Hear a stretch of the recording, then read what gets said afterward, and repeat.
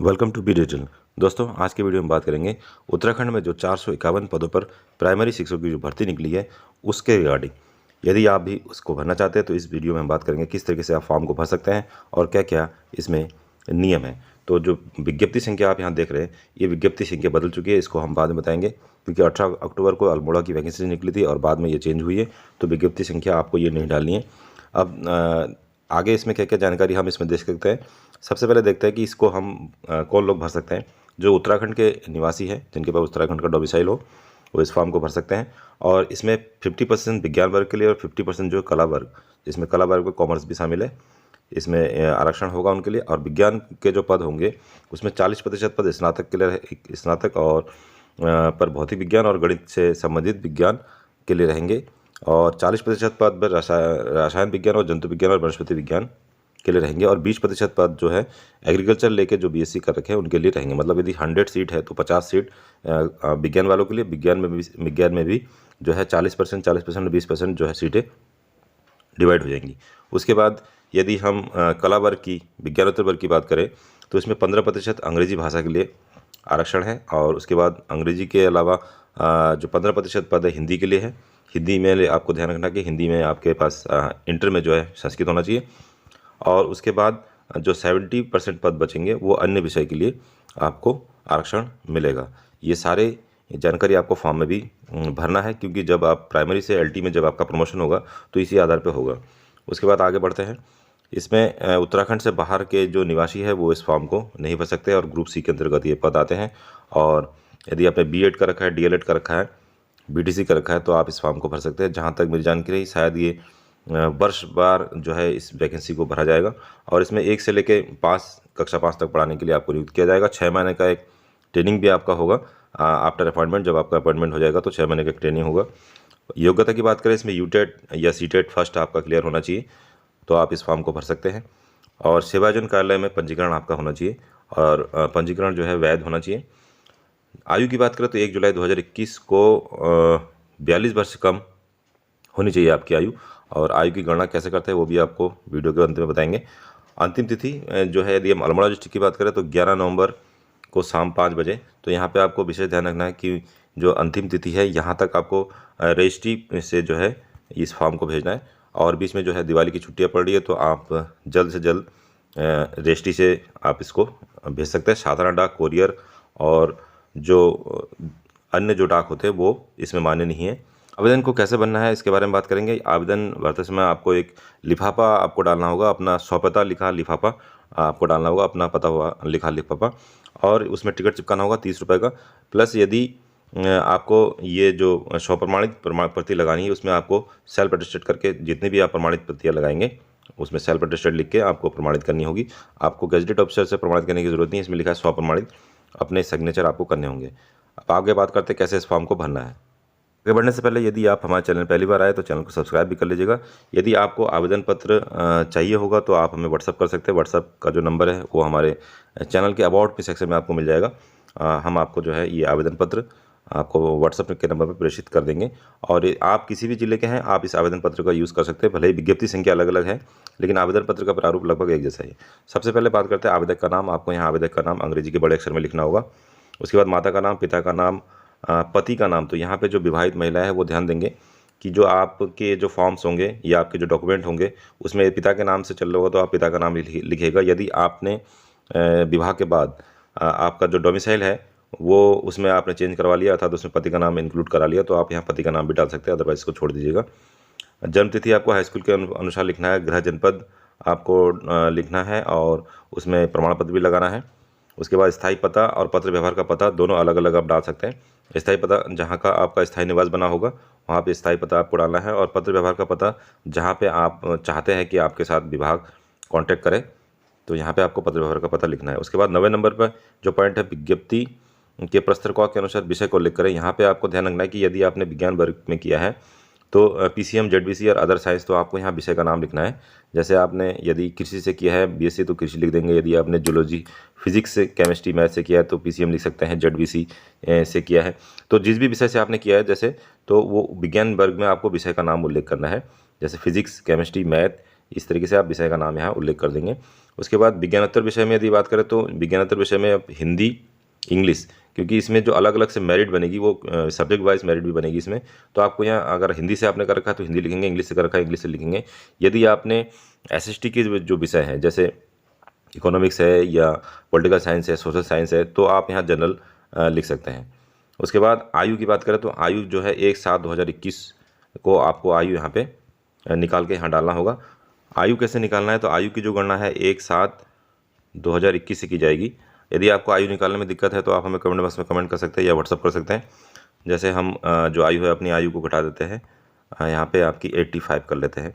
तो इसको माइनस करना है तो इसको इधर से पहले मंथ लिखना है, फिर पहले डेट लिखना है, फिर मंथ, फिर ईयर लिखना है। तो जैसे 1 से 2 नहीं घटता है तो यहाँ 7 से आपको लेना पड़ेगा यहाँ पे। तो यहाँ पे हो जाएगा 1 महीना आप ले लेंगे तो 31 दिन होते हैं।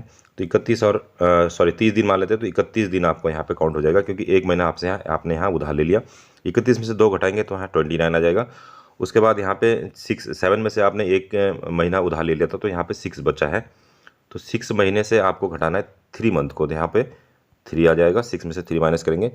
अब यहाँ पे आपने 21 का 21 ही है, क्योंकि आपने यहाँ पे माइनस नहीं किया है। 21 से 7 एक नहीं लिया है ईयर को, तो आपने यहाँ 21 से 85 घटाना है, तो अर्थात 1 से 5 घटाना है। तो 1 से 5 घटाएंगे तो यहाँ पे आ जाएगा 6, और ये यहाँ कैरी हो जाएगा 8, 8, 9, 10, 11, 12, तो यहाँ जाएगा 3। तो इस तरीके से जो है आप आयु घटाएंगे तो आपकी आयु निकल जाएगी। यदि आपको आयु घटाने में कोई दिक्कत है तो आप हमें कमेंट बॉक्स में कमेंट भी कर सकते हैं। उसके बाद आपको जाति लिखना है। यदि आप सामान्य जाति के हैं तो सामान्य लिख देंगे। यदि आप आरक्षित वर्ग में आते हैं तो आरक्षित वर्ग का जो भी वर्ग होगा वो आपको लिखना होगा। उसके बाद आप हाई स्कूल का जो वर्ष लिखेंगे, जैसे 97, श्रेणी लिखेंगे फर्स्ट या सेकंड। विषय आपको यहाँ पूरे विषय लिखने पड़ेंगे। हाई स्कूल में दिए 5 विषय तो 5 विषय आपको छोटा छोटा करके लिखना होगा। प्राप्तांक लिखना होगा और पूर्णांक, जैसे 500 या 600 जितना भी आपका पूर्णांक है। प्रतिशत आपको कैलकुलेट करके लिखना होगा। संलग्नक में आप ध्यान देंगे, यदि आपने पहले हाई स्कूल परीक्षा पास की है, मतलब कि 2000 से पहले, तो तब जो है 2 तरीके प्रमाण पत्र मिलते थे। एक तो सनद जिसे सर्टिफिकेट कहते हैं, और एक मार्कशीट। तो यहाँ पे प्रमाण पत्र की संख्या 2 आएगी। और वर्तमान में आपने सीबीएसई या उत्तराखंड बोर्ड का मार्कशीट देखा होगा, तो अब एक ही सर्टिफिकेट मिलता है। वो आपका सर्टिफिकेट भी होता है, वो मार्कशीट भी होता है। तो यदि संलग्न की संख्या 2 है तो आप 2 लिखेंगे हाई स्कूल में। यदि संलग्न की संख्या 1 है तो आपको 1 लिखना होगा। यहाँ पे जितने भी लिखेंगे उतना डॉक्यूमेंट आपको यहाँ लगाना पड़ेगा। उसी प्रकार इंटर का, स्नातक का, और डीएलएड यदि आपने कर रखा है या बीएलएड कर रखा है तो आपको इसी तरीके से डीएलएड का करना है। बीएड का भी वैसे ही करना है आपको। बीएड में 2 प्रमाण पत्र होंगे, एक आपका मार्कशीट होगा और एक आपकी डिग्री होगी। तो यहाँ पे भी 2 आ जाएगा। तो उसके बाद सीटेट में भी तो एक ही मार्कशीट होता है, मार्कशीट ही होता है, तो आपको उसमें 1 डालना होगा। सेवायोजन कार्यालय व जनपद का नाम आपको लिखना है।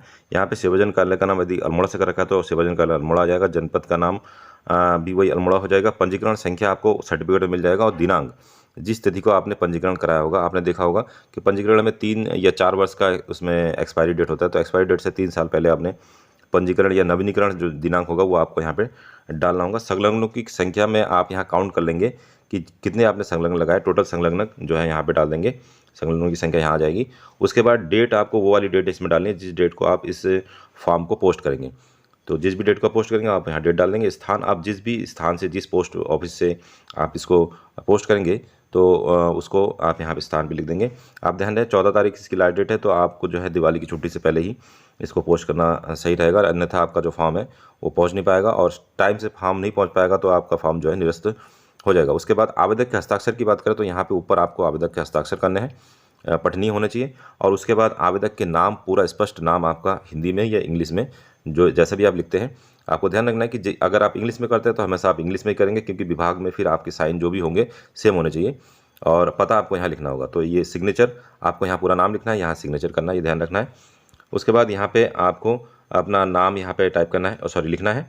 यहाँ पे आप श्रीमती अगर नहीं है तो यहाँ काट देंगे, जैसा भी है, और अपना नाम लिखना है। फिर पुत्र, पत्नी, पुत्री, यहाँ जो भी है आपका पिता का नाम यहाँ पे लिखना है। अभिभावक का नाम आपका यहाँ पे आ जाएगा। अनुबंध पत्र के नीचे आवेदक के हस्ताक्षर फिर होंगे, और आवेदक के नाम एवं पता दोबारा से आपको यहाँ लिखा जाएगा। फिर नीचे दिनांक एवं स्थान भी दे रखा है, आपको यहाँ फिर दोबारा से दिनांक और स्थान में सेम जो है लिख देना है। ये अब आप बात करते हैं कि यदि आपको ये फॉर्म नहीं मिलता है तो आप जो है हमारे डिस्क्रिप्शन बॉक्स में इसका लिंक आपको मिल जाएगा फॉर्म का, या फिर आप हमें जो अबाउट मी सेक्शन है हमारे चैनल का, उस अबाउट मी सेक्शन में आपको हमारा व्हाट्सअप नंबर मिल जाएगा, वहाँ पे आप व्हाट्सअप करके इस फॉर्म को भी मंगा सकते हैं। और इस फॉर्म को भरने के रिगार्डिंग यदि आपको कोई जानकारी चाहिए होगी तो आप हमें व्हाट्सअप में कॉन्टैक्ट भी कर सकते हैं। अल्मोड़ा जनपद के लिए यदि विज्ञप्ति संख्या की बात करें तो आपको विज्ञप्ति संख्या यहाँ देखने को मिलेगी, पत्रांक संख्या 5303-07 प्रारंभिक शिक्षा /4। तो ये जो विज्ञप्ति संख्या है या पत्रांक संख्या, ये आपको फॉर्म के ऊपर भी डालना है और जहाँ भी फॉर्म भरा जाएगा उसको डालना है। और जब आप फॉर्म को भरेंगे तो इस फॉर्म को जो लिफाफे में डालेंगे तो यहाँ पे आपको लिफाफे के ऊपर भी लिखना होगा कि आप जो है प्रारंभिक शिक्षा के लिए आवेदन कर रहे हैं। दोस्तों, आप जिस भी ज़िले के लिए आवेदन कर रहे हैं तो उस ज़िले की अलग अलग जो विज्ञप्ति है उसको आप देख लीजिएगा। जैसे अल्मोड़ा ज़िले की बात करें तो अल्मोड़ा ज़िले में 11 नवंबर लास्ट डेट है, शाम 5 बजे तक आपको ये फॉर्म कोरियर या इसको पोस्ट करना है।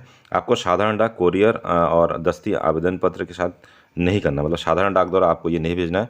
आपको जो है ये फॉर्म केवल जो है रजिस्ट्री से या फिर स्पीड पोस्ट ही करना होगा। और दूसरी बात, जब भी आप इस फॉर्म को भरेंगे, लिफाफा जब आप इस बनाएंगे तो लिफाफे में आप लिफाफे के ऊपर लिखेंगे राजकीय प्राथमिक विद्यालय जनपद अल्मोड़ा हेतु आवेदन पत्र लिखेंगे आप लिफाफे के ऊपर। उसके बाद विज्ञप्ति संख्या भी आपको वहाँ डालना होगा और कोष्टक में आप जो विज्ञान वर्ग है या विज्ञानोत्तर वर्ग है वो भी आप लिख देंगे, तो जो है आपका फॉर्म वहाँ पे अच्छी तरीके से सबमिट हो पाएगा। तो दोस्तों, ये था आज का वीडियो जिसमें हमने कोशिश किया है कि मोटे मोटे लगभग सारे पॉइंट को क्लियर करने का। यदि आपको इस पोस्ट से संबंधित या इस फॉर्म से संबंधित कोई भी अन्य क्वेरीज की है तो आप हमें कमेंट बॉक्स में या फिर हमें व्हाट्सअप भी कर सकते हैं। हम आपके जो भी समस्या है उसको सुलझाने का प्रयास करेंगे। तो मिलते हैं अगले एक ऐसे इंटरेस्टिंग वीडियो में, तब तक के लिए अपना ध्यान रखिएगा। बाय बाय, जय हिंद।